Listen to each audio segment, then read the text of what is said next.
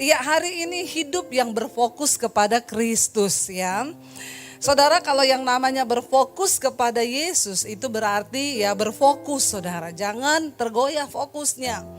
Kalau kita nggak fokus maka semuanya jadi berantakan.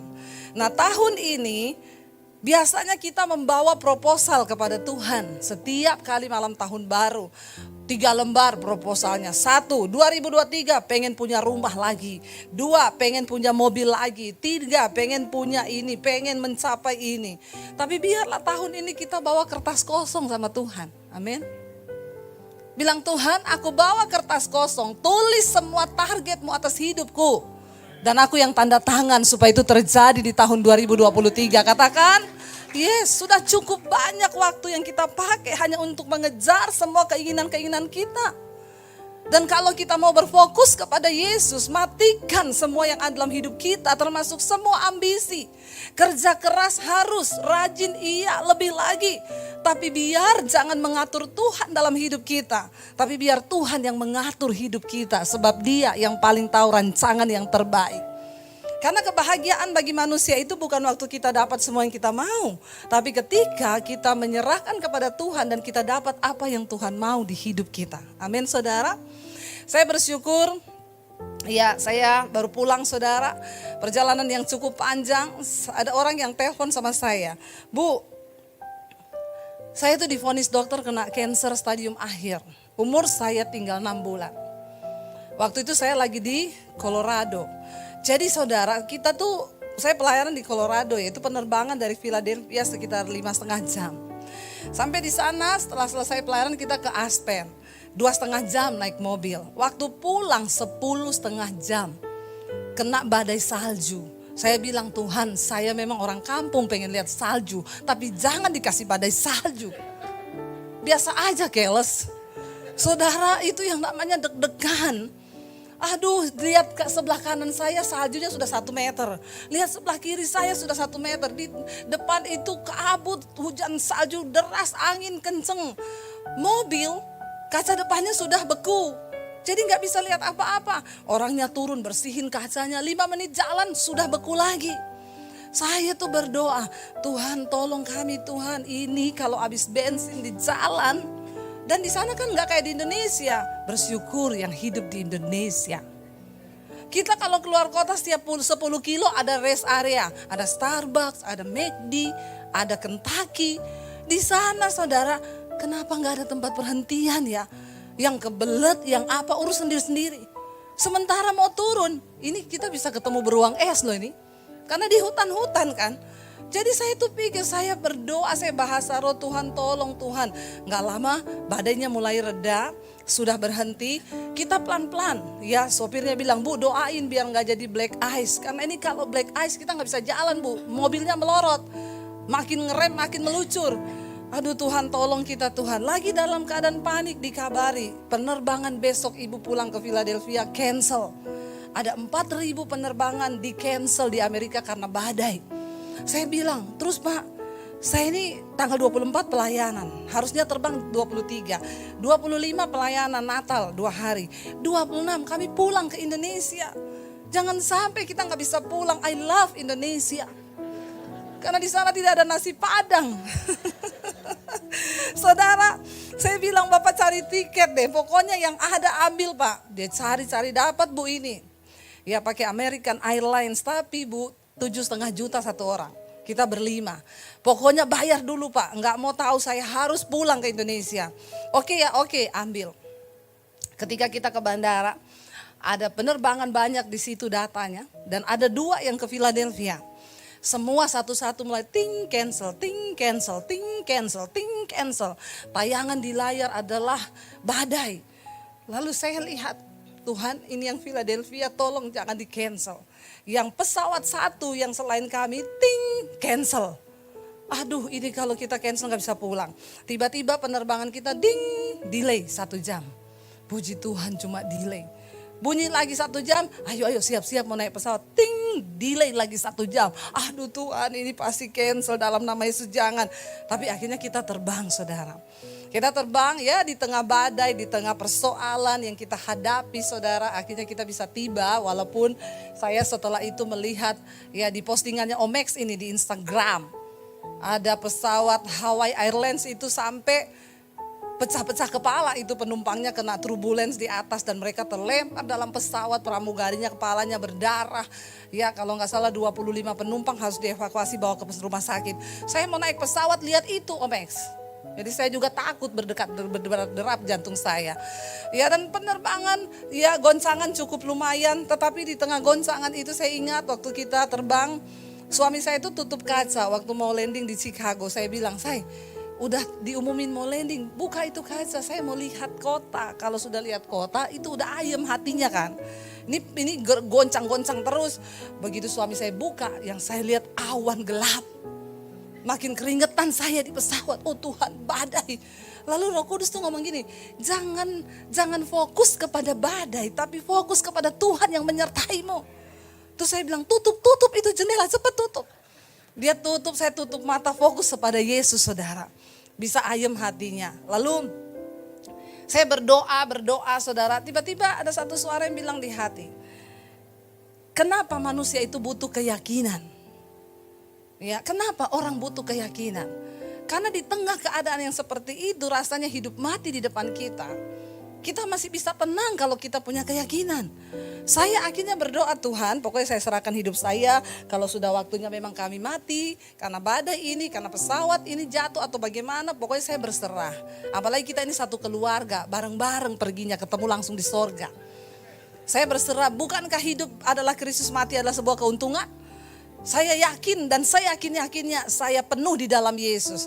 Akhirnya begitu turun dari pesawat, saya tanya anak-anak saya, goncang tadi ya? Mereka bilang, iya mam, aku sudah minta ampun dosa sama Tuhan, menyerahkan roh, jiwa dan tubuhku kepada Yesus. Terus saya gini, oh berarti mereka juga punya keyakinan kepada Tuhan. Itu yang membuat saya juga bersyukur. Nah di tengah saya menghadapi badai yang seperti itu, ada ibu telepon, Bu Dewi, saya divonis dokter kena cancer stadium akhir, umur saya tinggal 6 bulan.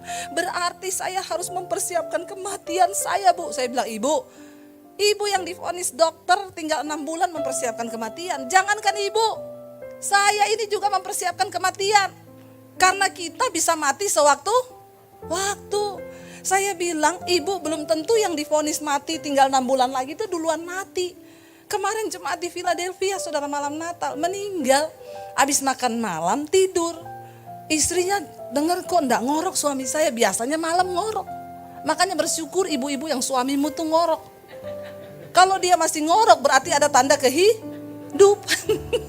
Jangan kau berdoa supaya ngoroknya berhenti. Nanti kalau berhenti ngoroknya kau cari itu ngorok. Istrinya dengar kok enggak ngorok suami saya. Dia lihat kok diem, dibangunin, digoyang-goyang, udah gak bangun, sehat, habis makan malam. Yang divonis 6 bulan belum mati sampai sekarang, masih hidup. Kenapa saya bicara tentang kematian? Wah Bu Dewi ini baru hari pertama tanggal 1 2023 udah ngomong mati. Kita gak tahu hidup ini saudara. Jangan sombong kalau engkau merasa engkau muda, karena syarat untuk mati gak harus tua. Jangan sombong karena engkau merasa engkau sehat. Tiap hari saya check up, gula darah saya bagus, kolesterol saya bagus. Syarat untuk mati gak harus sakit kan. Ada yang divonis 6 bulan sampai sekarang masih hidup. Yang gak divonis apa-apa, tiba-tiba mati lagi tidur.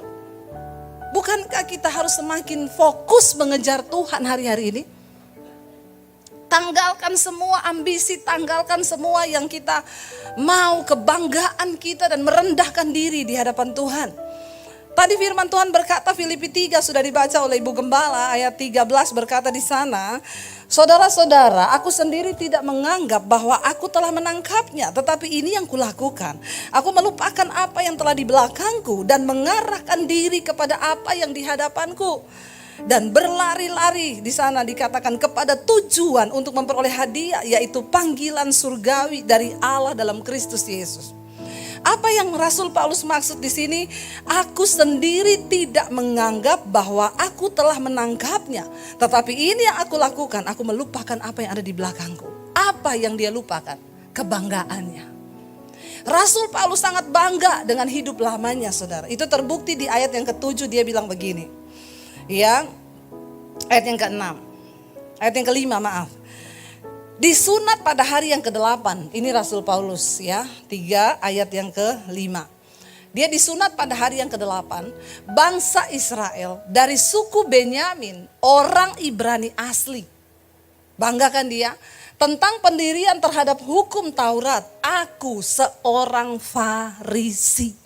Enggak ada yang bisa melawan orang Farisi untuk ketaatannya di dalam hukum Taurat. Karena itu Rasul Paulus bangga. Dia bilang, aku bisa berbangga karena hal-hal lahiriah. Lalu ayat yang berikutnya, ayat yang ke-6. Tentang kegiatan, aku, siapa?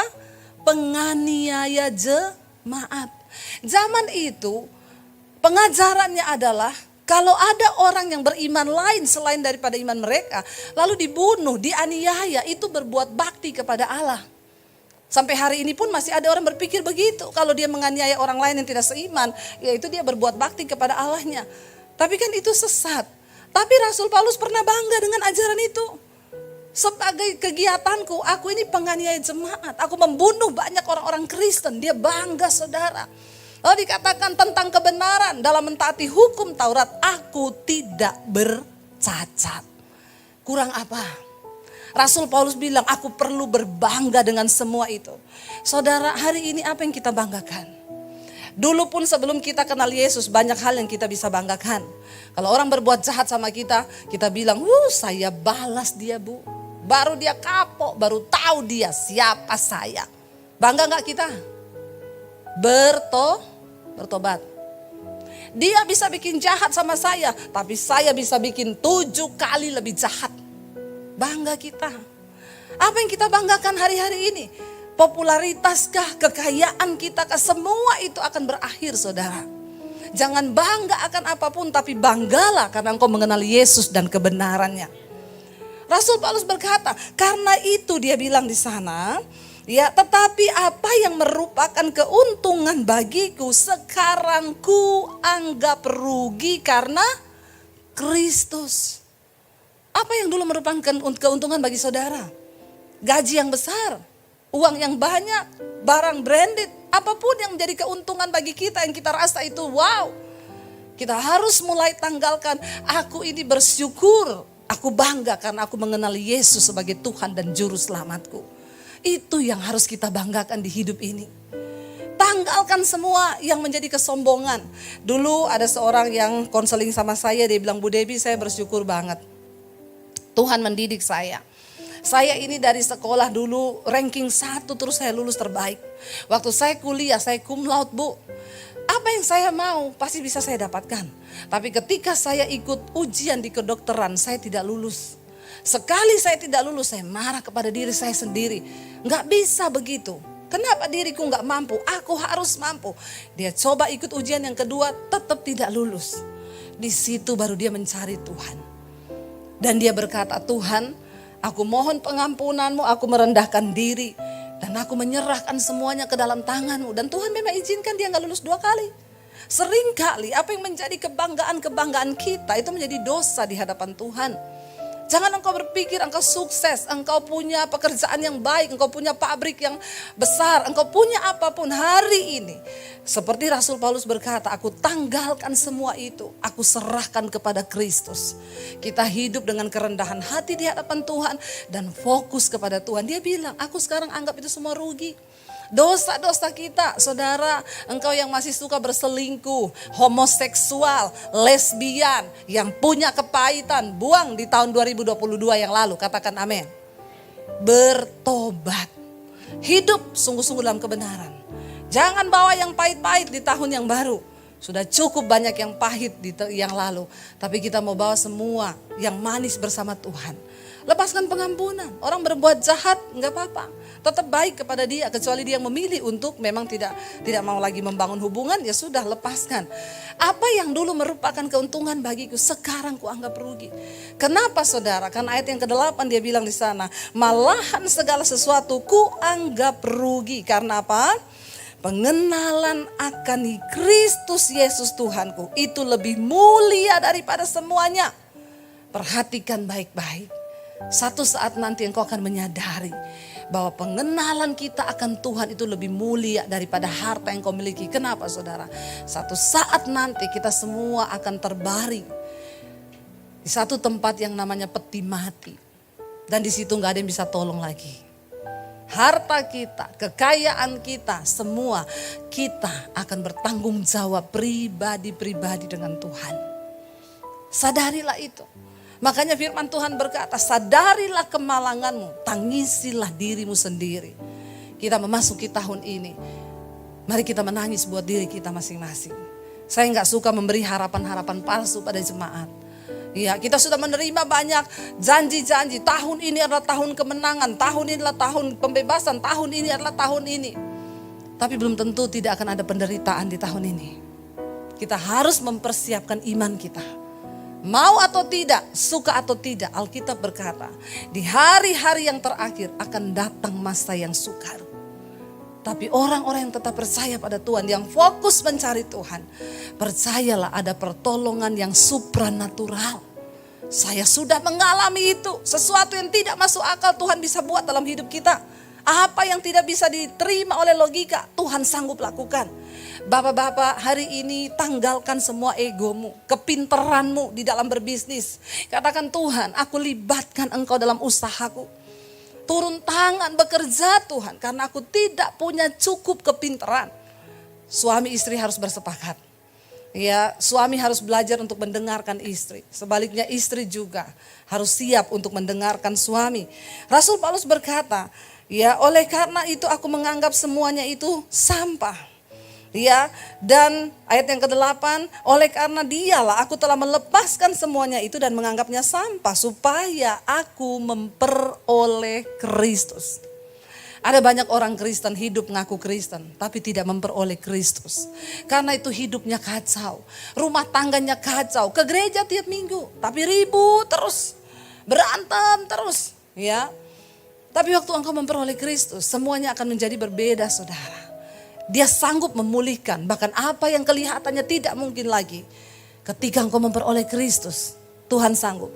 Di Amerika ada seorang yang bersaksi kepada saya, Bu Debbie, saya mau berterima kasih kepada ibu. Saya dapatkan channel ibu ketika saya sedang terpuruk. Ceritanya suami saya berselingkuh, lalu dia tidak peduli saya dengan anak dan akhirnya dia menggugat cerai saya. Orang kalau sudah berselingkuh, istri itu pokoknya jelek semua, nggak ada baiknya, ya. Akhirnya dia menggugat cerai saya, ya saya nggak bisa buat apa-apa, saya hanya bisa menerima. Kami berpisah, anak ikut saya. Saat itu saya pusing, saya stres, saya tidak memperoleh Kristus, saya Kristen. Lalu di tengah kegoyahan saya menderita, terluka, kecewa, ada seorang pria mendekati saya. Dia juga sudah beristri, suami orang. Lalu kami terlibat dalam hubungan terlarang. Dan singkat cerita saya hamil. Saya tahu dia gak mungkin menikahi saya. Dosa berakibat dosa, berbuahkan dosa. Pada ujungnya kita tahu akan ke maut, kebinasaan. Waktu saya hamil, saya tahu dia tidak mungkin menikahi saya. Saya putuskan untuk gugurkan kandungan saya. Dosa berbuahkan dosa, melahirkan dosa. Sehingga dia bikin dosa demi dosa. Tidak ada pemberesan karena tidak memperoleh Kristus. Lalu di tengah kegalauannya dia sudah berpikir saya mau mati bunuh diri. Iblis menuduh, mengintimidasi, kamu sudah rusak, kotor hidupmu. Bagaimana segala kepahitan yang sudah engkau alami. Tiba-tiba dia dikirimin khotbah saya oleh seorang temannya. Lalu dia buka, dia bilang pertama kali saya buka, saya dijamah Tuhan, Bu. Saya nangis di hadapan Tuhan. Saya akui semua dosa saya putus dengan laki-laki itu dan saya berusaha untuk mencari Tuhan. Saya tinggalkan semua yang di belakang. Kenapa? Karena pengenalan akan Tuhan itu lebih berguna dari segalanya.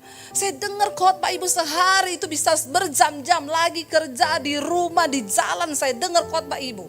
Akhirnya Bu, saya dipulihkan Tuhan. Saya mulai berdoa buat suami saya. Enggak berapa lama suami saya pulang ke rumah. Dia minta maaf kepada saya, dia bilang ternyata perempuan itu enggak lebih baik dari kamu. Iya, masa promosi sudah habis. Ya, yang tadi manis ya, tiba-tiba semuanya berubah karena promosinya sudah lewat. Ingat bapak-bapak, enggak usah kegeeran kalau ada cewek muda yang jatuh cinta sama kau, pret. Itu pasti cuma karena uangmu. Ya nanti kalau kau sudah tua dan gak bisa apa-apa, mana ada cewek-cewek muda mau cinta. Cuma ini nih, ini ya masih ada ini, bagus ya jadi sugar daddy. Daddy sugar habis itu. Ya, daddy sugar daddy, bapak-bapak diabetes. Saya selalu mengingatkan ini supaya bertobat. Saudara, akhirnya suaminya pulang.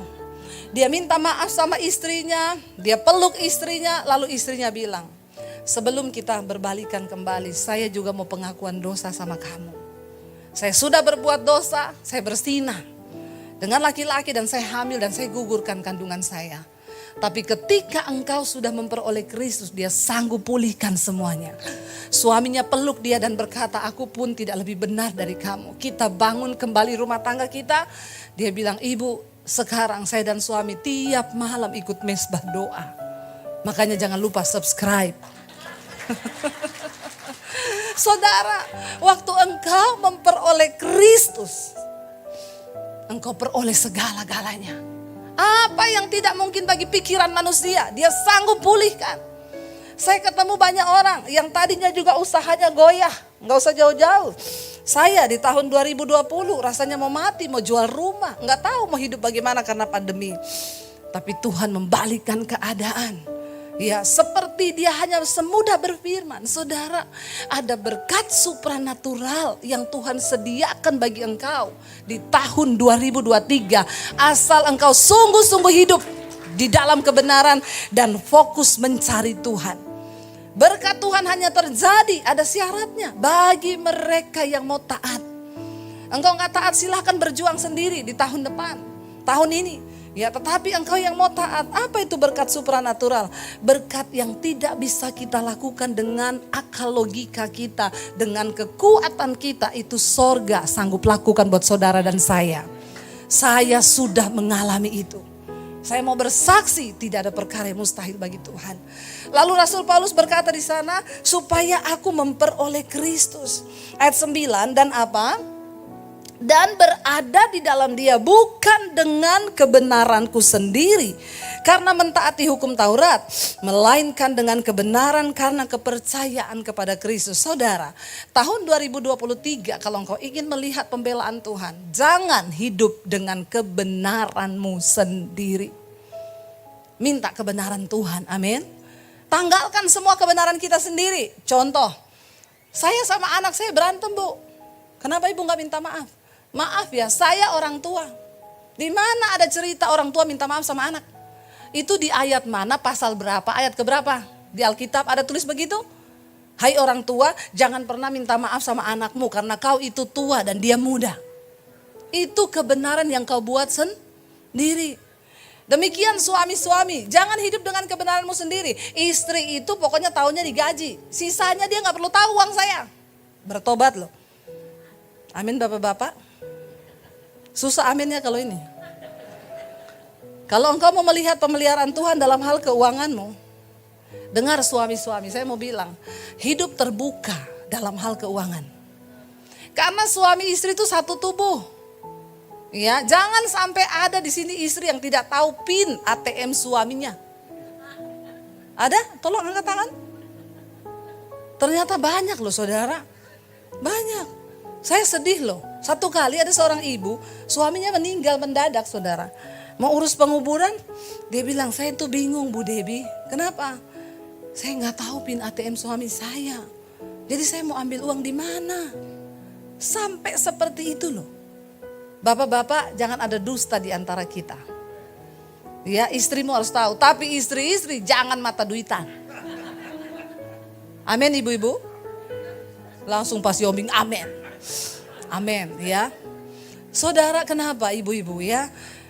Bukan berarti banyak bapak-bapak itu bilang ke saya nggak mau istri saya tahu saldo saya Bu. Nanti kalau dia tahu dia beli tas terus. Dia beli baju terus, beli sepatu terus ya. Semua harus persetujuan bersama. Satu kali saya layani ada jemaat, dia berantem dengan suaminya. Dia suruh saya datang ke rumahnya, Bu, ibu rumah saya. Ibu biasa pernah datang ke rumah saya yang biasanya kan, di sampingnya itu ada rumah. Nanti kalau ibu sudah dekat telepon saya buka pintu gerbangnya. Rumah itu tinggi-tinggi, rumah-rumah gedongan. Akhirnya Bu saya sudah dekat, oh iya biar pembantu saya buka. Saya masuk, Bu ini rumah ibu di sebelah kan, ini rumah ibu juga, iya. Suami saya enggak tahu saya beli rumah ini. Bayangkan loh saudara. Ada orang-orang itu ternyata makin kaya makin gila. Iya loh, makanya saya nggak mau kaya-kaya banget. Biasa-biasa aja ya. Makin kaya makin ini gila nggak gila? Ya, saya bilang suami ibu nggak tahu ini ini rumah lari saya. Kalau berantem saya lari ke sini dia nggak tahu. Jangan ngomong-ngomong. Saudara bayangkan loh ya, itu suami istri gak saling tahu. Saudara, Yesus berkata, kalau engkau tidak jujur dalam hal mamon, maka engkau tidak jujur dalam segala hal. Mamon itu sangat berbahaya. Biar suami istri saling tahu, tumpang tangan keuanganmu. Di tahun ini Tuhan kami berdoa, terima kasih buat berkat yang sudah Tuhan berikan buat kami. Ajar kami untuk mempergunakannya bijaksana sesuai dengan kepentingan Tuhan. Amin. Semakin engkau genggam uang, makin gak cukup. Makin gak cukup. Tapi ketika engkau punya hati yang murah hati, engkau tahu bahwa semua itu adalah kepercayaan dari Tuhan. Jangan hidup dengan kebenaranmu sendiri bapak-bapak. Ya, minta pertimbangan dari istrimu. Sama-sama saling beri masukan. Ya, jangan bertindak sendiri. Istri tuh gak tahu apa-apa dalam hal bisnis, gak usah dilibatkan. Ngertinya dapur, urusan rumah, anak, pokoknya itu saja. Bertobat, suami istri itu punya kuasa ketika kita hidup bersama-sama. Makanya Tuhan Yesus berkata, di mana orang hidup rukun bersama, jika ada 2 orang di dunia ini bersepakat, maka Tuhan akan mengabulkan semua doa-doa mereka. Ini bicara tentang kekuatan suami istri dalam rumah tangga. Mari kita semakin teguh, semakin kuat. Ya, berpegang saudara kepada pengenalan yang benar akan Tuhan. Dikatakan di sana, ya, berada dalam dia bukan dengan kebenaranku sendiri karena mentaati hukum Taurat, melainkan karena kebenaran kepercayaan kepada Kristus, yaitu kebenaran yang Allah anugerahkan berdasarkan kepercayaan. Ayat 10, yang kukehendaki ialah mengenal Yesus dan kuasa kebangkitannya dan persekutuan dalam penderitaannya. Ini satu paket. Kalau saudara mau jadi orang yang fokus kepada Tuhan, maka tahun ini engkau harus punya pengenalan yang benar akan Tuhan. Mengenal dia. Yang kedua, kenali kuasa kebangkitannya. Kalau engkau mengalami kuasa kebangkitannya, yang merokok pasti bisa stop. Katakan. Yang selingkuh pasti bisa stop. Asal engkau mengalami kuasa kebangkitan Yesus. Orang datang, Bu, saya gak bisa berhenti rokok. Hei, Alkitab berkata, roh yang membangkitkan Kristus ada dalam hidupmu. Itu roh membangkitkan Yesus dari orang mati loh. Masa dia gak bisa beri kau kuasa untuk lepas rokok? Kau aja yang alay lebay, gak mau lepas.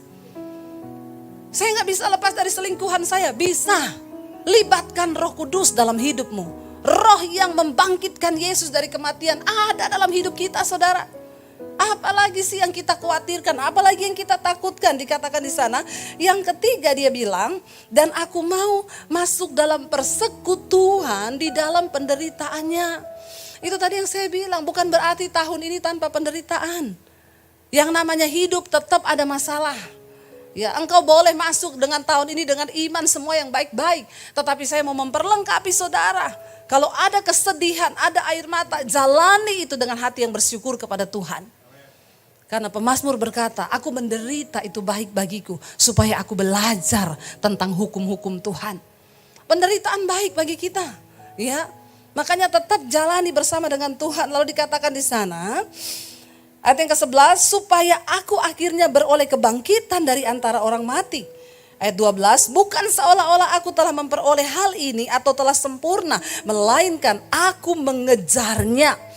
Kalau aku dapat juga menangkapnya, aku sendiri tidak menganggap bahwa aku telah menangkapnya. Tetapi ini yang kulakukan. Aku melupakan apa yang telah di belakangku, mengarahkan diri kepada apa yang di hadapanku. Saya berkata kepada jemaat Mesbah Doa tadi malam, jangan sesali apa yang belum engkau raih di tahun 2022. Tapi belajar bersyukur akan apa yang sudah Tuhan beri di tahun yang lalu. Ya, masuki tahun yang baru nih, lupakan yang lalu-lalu. Kepahitan, utangnya orang sama saudara, lupakan saja, enggak usah ditagih. Tapi yang utang harus tetap punya niat untuk bayar. Sekecil apapun, jangan berhutang saudara. Kita belajar menjadi orang-orang yang hidup dengan integritas di hadapan Tuhan. Dan dikatakan di sana saudara, melupakan yang di belakangku dan mengarahkan diri kepada apa yang di hadapanku. Ayat 14, dan berlari-lari kepada tujuan untuk memperoleh hadiah, yaitu panggilan surgawi dari Allah dalam Kristus. Ayat yang 14 berkata, berlari-lari kepada tujuan. Saya lihat satu cuplikan di TV kemarin, lucu. Lomba lari 100 meter, itu kan lomba lari jarak pendek ya. Yang di-shoot bukan pelarinya, tapi kameramennya. Saudara tahu kameramennya lari pegang kamera besar, dia mendahului para pelari. Jadi dia gak sadar kalau dia di-shoot, kenapa? Larinya lebih cepat daripada para pelari. Karena kan dia punya tujuan, harus ambil gambar. Jadi dia harus berada lebih di depan mereka. Saya gak tahu, mungkin setelah kejadian itu dia beralih profesi jadi pelari. Karena tanpa dia sadari loh saudara, semua orang shoot dia lari pakai kamera. Wih, pelarinya di belakang, sama-sama 100 meter. Tapi kenapa dia berlari begitu rupa? Karena ada satu tujuan. Dia harus melaksanakan tugas dengan baik untuk bisa dapat rekaman video yang terbaik. Saudara, kalau engkau punya tujuan dan target atas hidupmu, yaitu mengenal Kristus, lebih fokus di dalam Dia, maka engkau akan berlari begitu rupa. Yang pahit-pahit engkau akan bilang, sudahlah, lupakan. Masalah-masalah berat kita atasi bersama Tuhan. Karena itu kitab Ibrani berkata, tanggalkan semua beban dan dosa yang merintangi hidup kita untuk mencapai panggilan surgawi di dalam Kristus itu. Tinggalkan dosamu, tanggalkan bebanmu. Saya undang para imam musik maju ke depan. Saudara, untuk apa? Kalau orang lari bawa beban itu susah nyampe, saudara. Ya, tapi kalau kita tanggalkan semua, serahkan sama Tuhan, Tuhan itu turut bekerja. Dia akan membawa kita sampai kepada sebuah tujuan, asal kita berlari dengan tujuan. Para imam musik bisa maju ke depan. Ya, saudara, kita percaya ya bahwa Tuhan kita Tuhan yang tidak pernah meninggalkan.